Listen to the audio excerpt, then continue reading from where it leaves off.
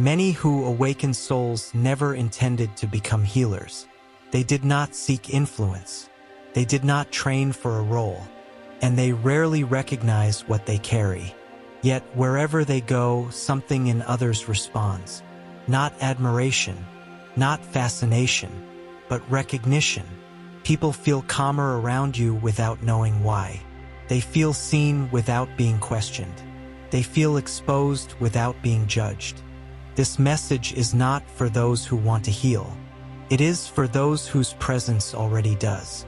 At this point, we speak. We are the Pleiadians. Our function is not to elevate identity, nor to assign spiritual titles, nor to place anyone above another.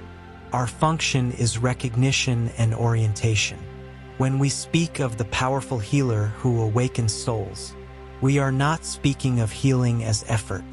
We are speaking of healing as state. A nervous system that regulates instead of reacts.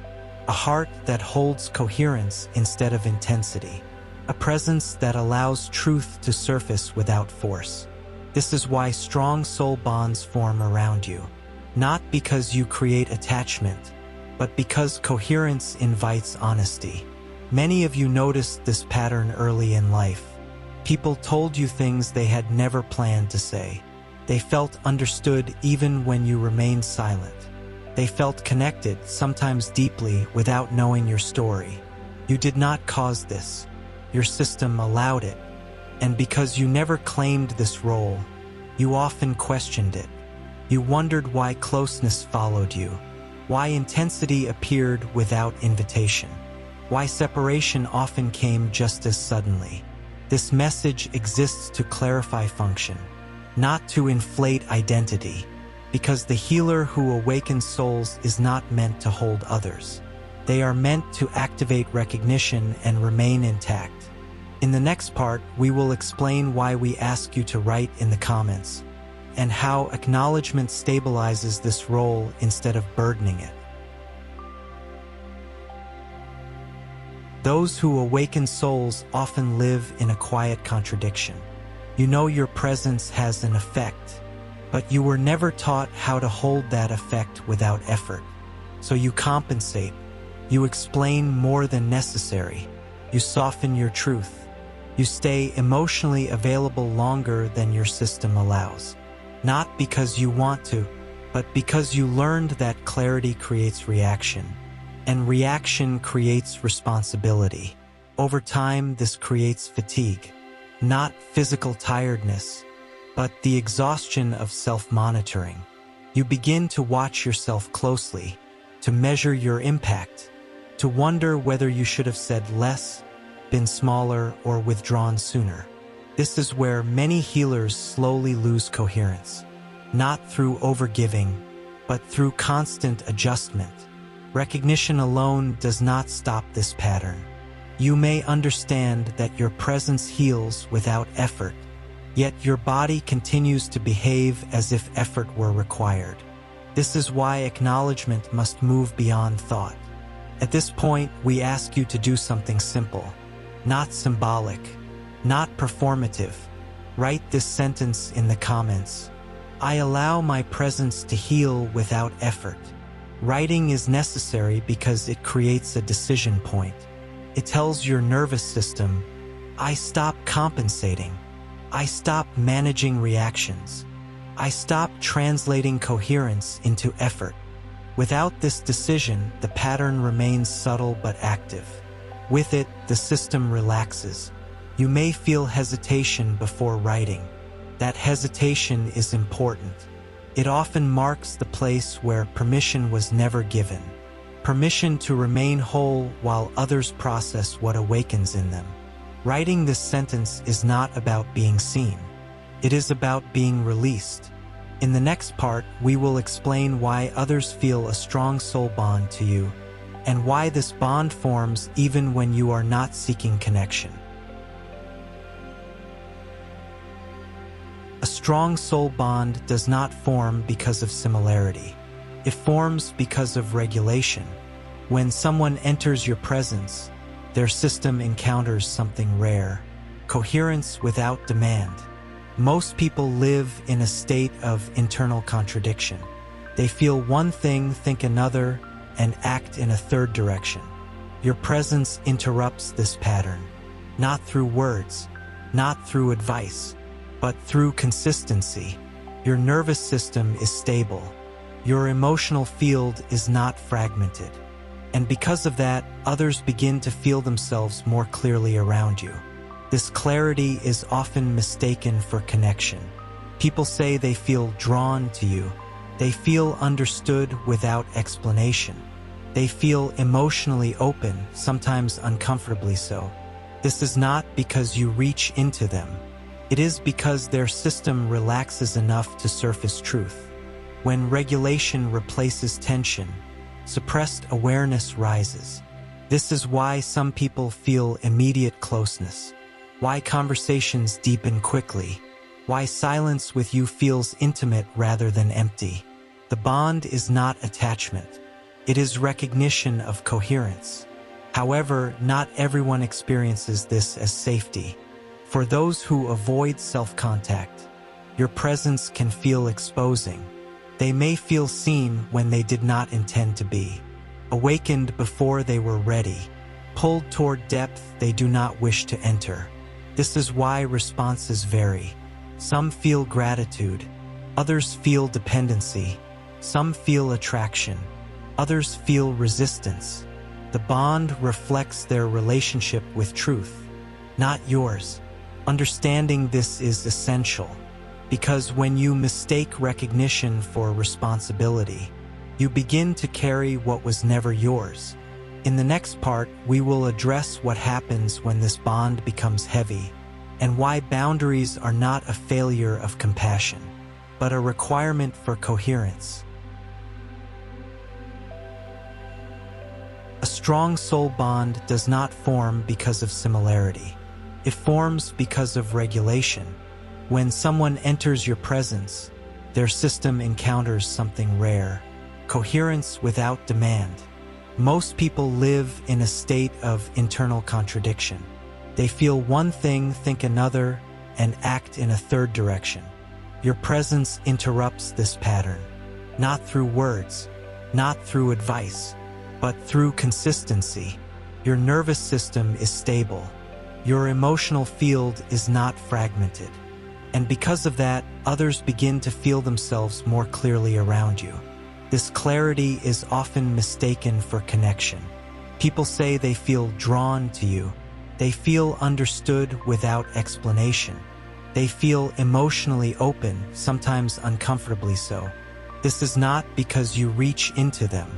It is because their system relaxes enough to surface truth. When regulation replaces tension, suppressed awareness rises.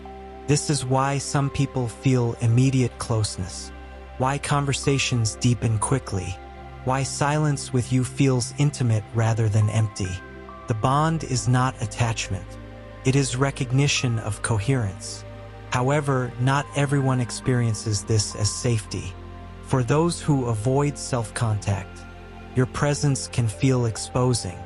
They may feel seen when they did not intend to be, awakened before they were ready, pulled toward depth they do not wish to enter.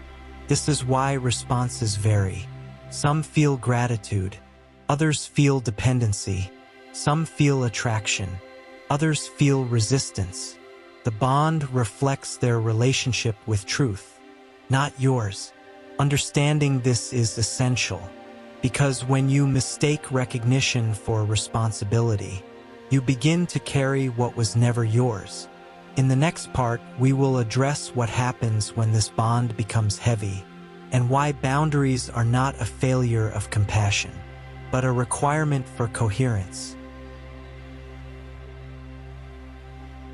Protection for the healer who awakens souls rarely arrives as intervention.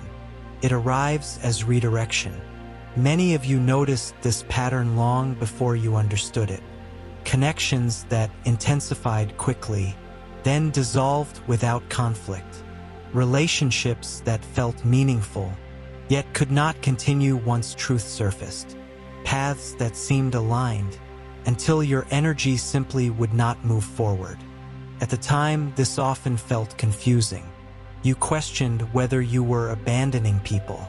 You wondered if you were avoiding responsibility. You asked yourself if distance meant failure.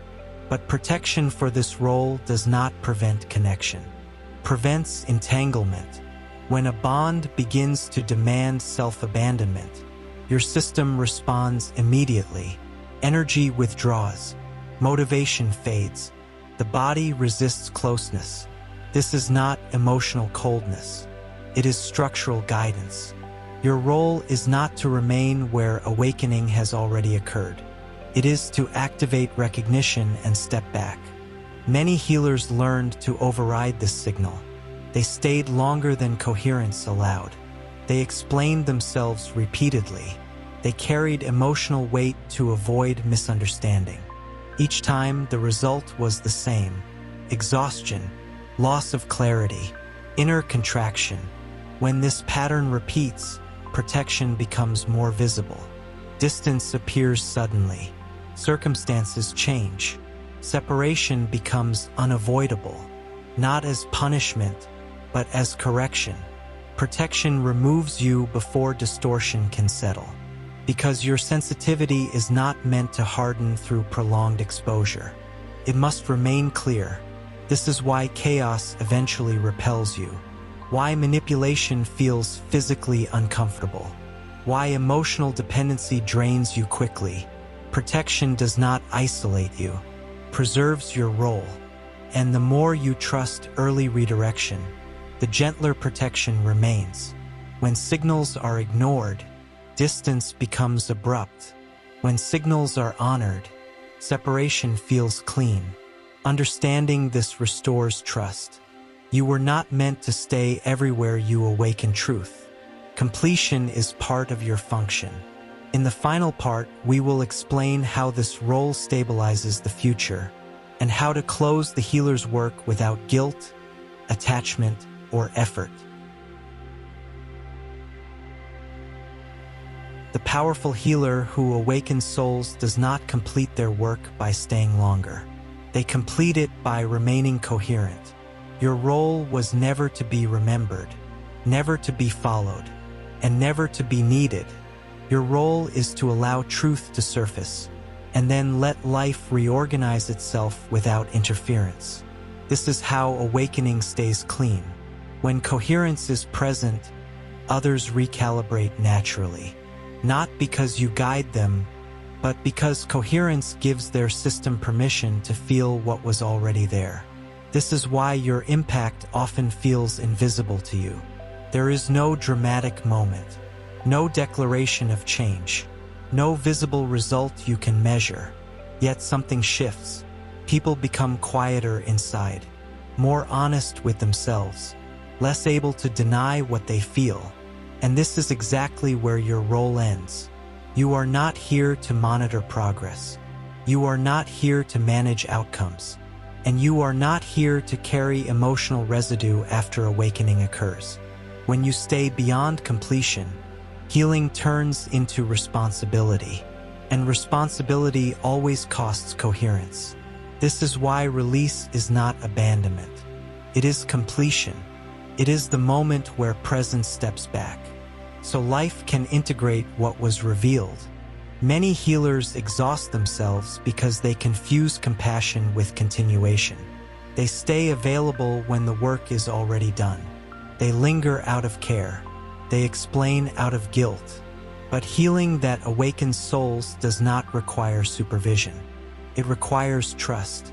Before we close, we ask you to take one final step of integration. Please write the following sentence in the comments.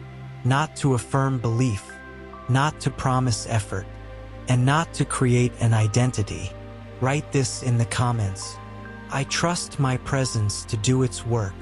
Writing this sentence matters because it releases control. It tells your nervous system, I stop interfering. I stop carrying responsibility. I allow coherence to complete its cycle. Without this release, many healers unconsciously hold tension. Waiting, watching, staying available. With it, the system rests. You do not push awakening forward. You do not pull others through it.